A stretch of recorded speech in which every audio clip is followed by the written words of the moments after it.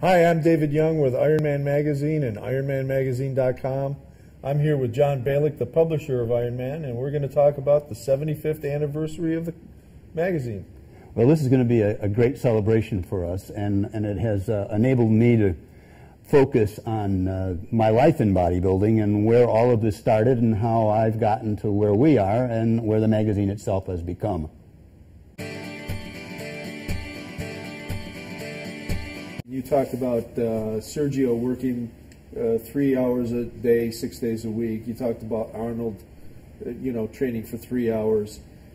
For most people, that's impractical, and that's, where they separate. But back in 1970, someone came on the scene in bodybuilding that said, not only is that counterproductive, you're just wasting a lot of time in the gym by spending that. And that was Arthur Jones. And he wrote those thoughts in the pages of IronMan magazine. One of the fundamental ideas that Perry Rader brought forward was the 20-rep breathing squat. And that's your whole leg workout. So there was a lot of intensity. I'm going to say that the 20-rep breathing squat changed more physiques in a positive way than than any other single idea. And the second one being probably the 6 meals a day. Yep. But let's move forward again on Vince, and I'll get to Arthur Jones. But if you talk to Larry Scott today, and Larry Scott was working a full-time job, First Olympia, working a full-time job, going to night school, and working out. He was 45 minutes in and out of the gym. Never more than 45 minutes. Non-stop 45 minutes. Big weights. I mean, we're talking about preacher curls with 185-pound barbell. We're talking about lying tricep presses with 225, 275. Unbelievable weight. A pair of 80-pound dumbbells in the preacher curl. Not many people at any body weight can do that. But Larry, what I'm saying is, Vince even then, Vince thought long workouts would decrease your testosterone. He thought that you want to just get to the point of stimulation, but not.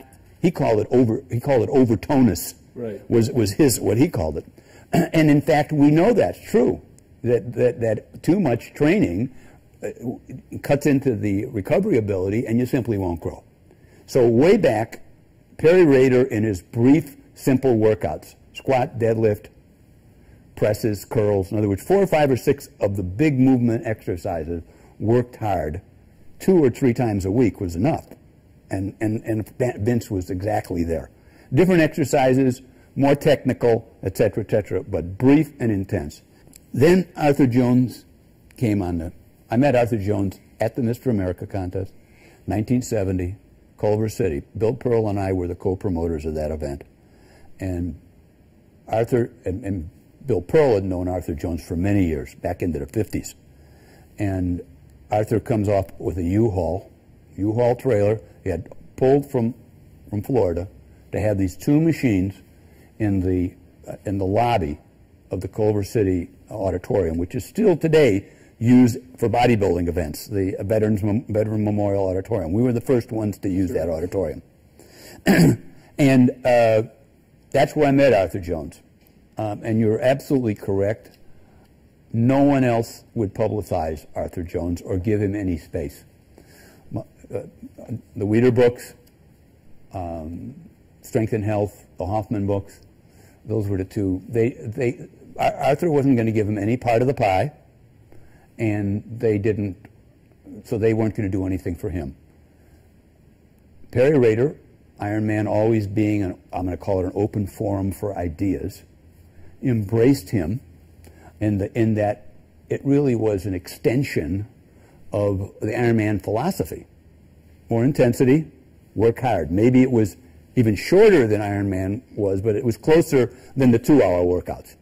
That, right. In other words, it was closer to the IronMan philosophy than the 2-hour workouts. I also think that most people make the mistake of reading in a lot of the magazines these 3-hour marathon workouts and don't realize that this is maybe the last 4 to 6 weeks before an event, They don't train like that the year around. They can't. No one can. Right. And even with chemical augmentation, it can't be done. So anyway, Arthur Jones was a revolutionary, and he was a black and white guy. You believed him or you don't. He was like Vince, even more argumentative, and even a stronger personality.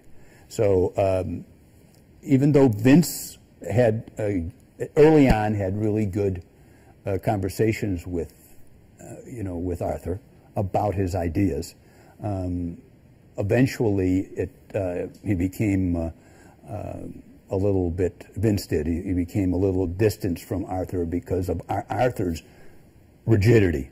In other words, it was right. Machines or nothing, and it was his way or nothing, and everything else was garbage. Well, we know everything else was not garbage because we've built bodies that way for 70 years. So you can't say the barbell, as Vince would always say, he says, the barbell looks dumb, but you have to be smart to use it. He says, and the machine. Oh, that's a great statement. And the corollary to that was, he says, and the machines look scientific and aren't. He liked the body's ability to adapt to angles. Right. He thought it was safer for the joints, and he thought it created better development. So I agree with Vince. I think the machines are fine, but I think the barbell and the dumbbell are the best in single two investments anybody can make. The very, very versatile tool.